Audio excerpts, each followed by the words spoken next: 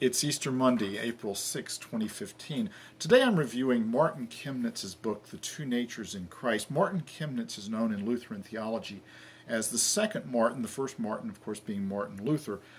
Martin Chemnitz was a 16th century Lutheran theologian, and this book is about Christ's two natures, Christ being God, Christ being man.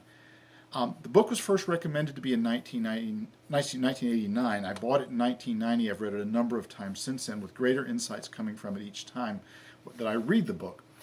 This is one of those, if I had a flood coming toward my house and I had to grab a handful of books and take with me, apart from my Kindle, of course. Sorry about that. Apart from my Kindle, of course, this is one that I would grab. This is the finest Christology book I've ever read, and there is no competition on that. And I would argue, in a real sense, it's one of the 5 top theology books I've ever read at all, and I have a degree from Moody Bible Institute with a Bible major. A couple suggestions about this book. First off, get a good copy. I'm all for buying used books on Amazon, but this is one where you probably want to buy something new. Just because you will, I hope, be reading it over and over again, and you'll likely never want to sell it because the book is so good you'll feel like hogging it to yourself. You should also read it slowly. I'm not a big fan of devotional books, as usually they're called.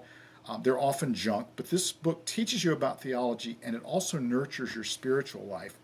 While I'm reading it, I read 2 to 4 pages a day, and of course that might mean I'll take a year or more to get through the book, but what's the problem with that? When you're finished, you'll feel like starting it over.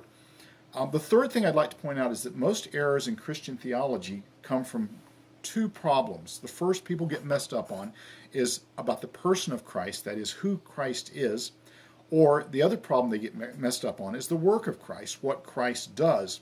This book will inoculate you against both errors.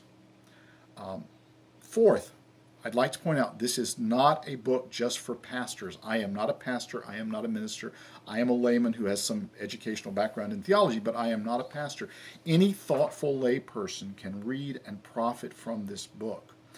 A few terms are in Latin, Greek, or Hebrew, which I know almost nothing of any of the 3, but most of those terms are translated. Where they are not translated, you can easily Google them and find the meaning.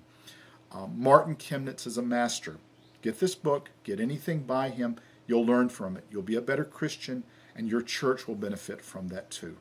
That's all for now, and I appreciate your watching.